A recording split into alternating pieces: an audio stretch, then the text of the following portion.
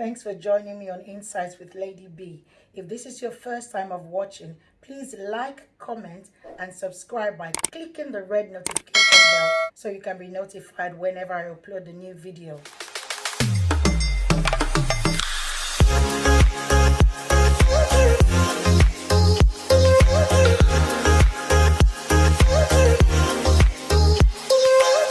Today, I'm going to be explaining how talking can be used as a way of venting.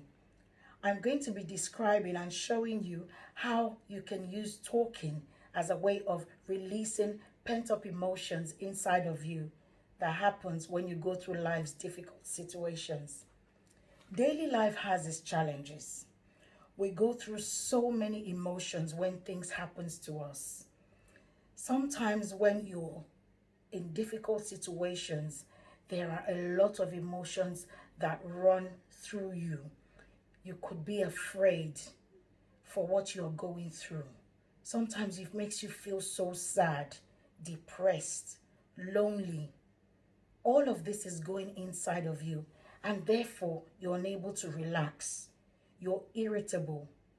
Sometimes you're just, it's like you've given up in life and you don't even know what to do anymore.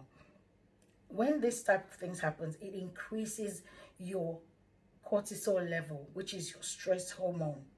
All these emotions are inside of your body, and somehow it has to come out. Because when it doesn't come out, that's when you find out that you're having difficulty sleeping. Sometimes you have difficulty concentrating. You have memory loss sometimes.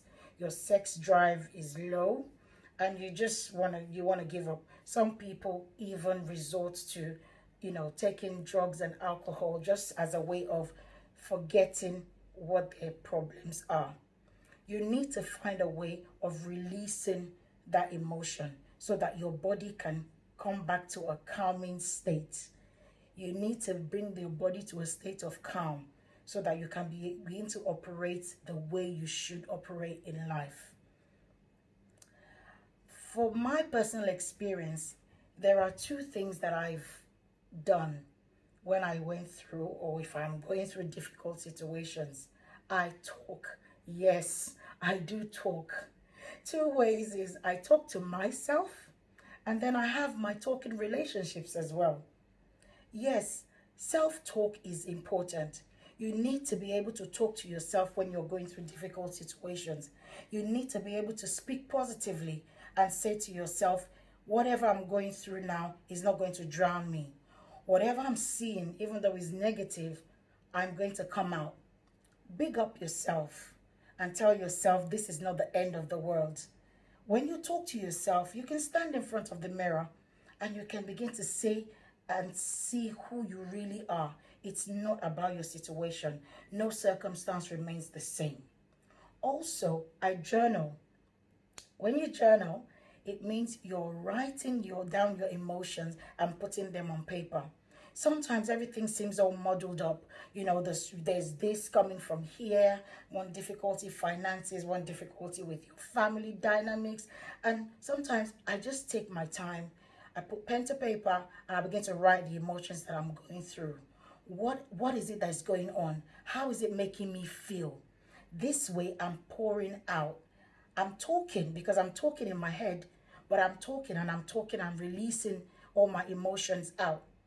This gives me the opportunity to then go back and read through what I've put out, my emotions. I'm beginning to read out what I'm actually feeling. And that way I'm able to kind of see, really, is this who I am? If this is the emotions that I'm feeling, how can I get myself out of it? Do I want to stay in this situation? And what I usually realize is if you write down your emotions when you're going through certain difficult situations, it helps you to plan how to move forward. If you go back few months or few weeks later and you read that, you'll be like, did I really think like this? And then you begin to wonder, I must have been down. And I look through over the years, emotions that, you go through. I've been able to kind of say it out in my own way. A lot of people kind of do that because they tend not to trust people. But if you are unable to kind of get those emotions out through writing, which is journaling, or through talking to yourself, and you still feel that the emotions are still there, you still feel sad, you still feel isolated, you're moody, you've got a bad temper, then you might want to try talking to other people. When I say talking to other people, I really mean talking to someone that you trust. A trusted friend, a trusted family member, or someone who's a stranger. It could be a therapist or a crisis hotline. Don't keep silent. I don't want you to ever think that talking is a sign of weakness. When you talk about what you're going through, your worries and your fears, it doesn't mean that you're weak. It doesn't mean that you're exposing yourself. It simply means that you're trying to get your balance back.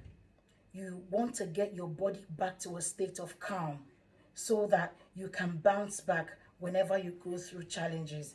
So I'm just going to encourage you today, try any of these things that, I've said is worked for me, because I do it quite a lot. At the end of the day, I'm writing my thoughts down and then I'm just reading it through. I'm like, this is not for me. No. And I noticed that the following day or, 2 days after, the emotions are gone because I've managed to kind of release the emotions. I hope that was helpful. I'll see you soon.